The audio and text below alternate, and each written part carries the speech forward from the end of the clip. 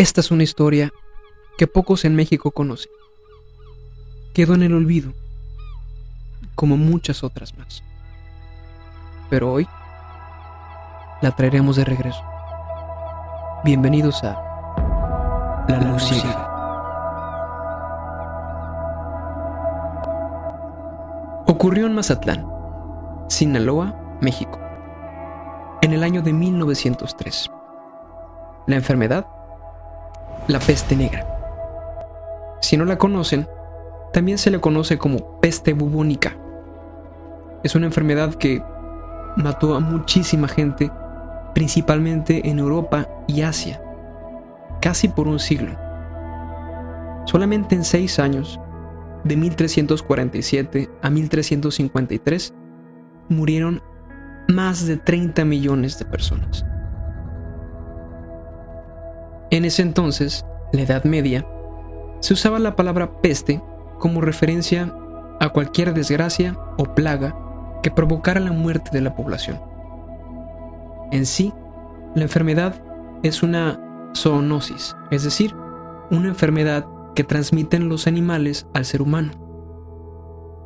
La responsable en realidad es una bacteria llamada Yersinia pestis, la cual infecta pulgas que viven como huéspedes en ciertos roedores, ratas, ratones, ardillas, etc. Estas pulgas son tan resistentes que incluso sobreviven la muerte de los roedores o el ser humano. Esta terrible enfermedad, la peste negra, puede afectar de 3 distintas maneras. 1. La bubónica, la más común, tarda entre 3 a 5 días en aparecer después de la picadura de la pulga y presenta bubones, por eso el nombre bubónica. El bubón es una inflamación de un ganglio linfático que se veía como bolas debajo de la piel con un color negro azulado, además de fiebre, diarrea, escalofríos y debilidad. El 60% de las personas que lo presentaban morían. Las otras presentaciones son la pulmonar, que esta afectaba más en invierno y se contagiaba por el aire al ser las bacterias inhaladas y provocaba tos, flemas con sangre y dificultad para respirar. La muerte ocurría en 2 o 3 días. La tercera era desgarradora. Realmente era una complicación de las 2 primeras, es decir, las bacterias pasaban a todo el cuerpo y los síntomas tan agresivos que las personas hasta sangraban por la piel. Nadie la sobrevivía. En el verano de 1900, la peste apareció en San Francisco, California, pero no fue hasta el 13 de octubre de 1902 cuando llegó al puerto de Mazatlán. ¿La causa? Un barco de vapor llamado Curazao, procedente de esta ciudad estadounidense. Los primeros casos ocurrieron en una vecindad cercana al muelle principal de este puerto, llamada Cuartería de la Madrid. Una semana después, iniciaron las muertes, que no disminuirían hasta el año siguiente. En ese entonces, había un aproximado de 18,000 habitantes en Mazatlán. Tristemente, 20 años atrás, había sido azotada por la fiebre amarilla. A pesar de que las autoridades tenían conocimiento de que posiblemente en el barco Curazao venían personas infectadas con la peste, ellos daban como responsable a la malaria, una enfermedad provocada por la picadura de mosquitos infectados que habían proliferado por las lamentables condiciones salubres en aquel lugar.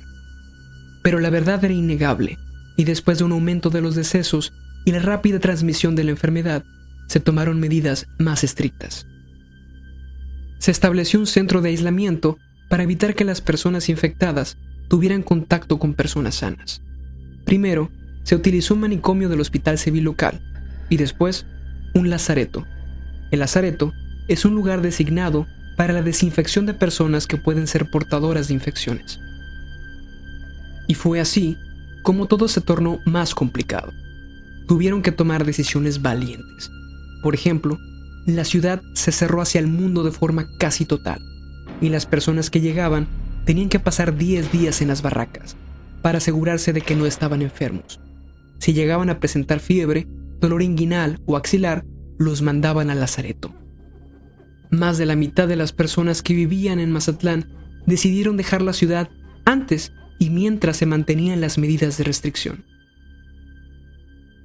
La peste bubónica trajo como consecuencia la formación de la Junta de Caridad, que era conformada por personalidades destacadas de aquel entonces con el fin de conseguir fondos y apoyos para sobrellevar esta terrible calamidad que azotaba a los nativos.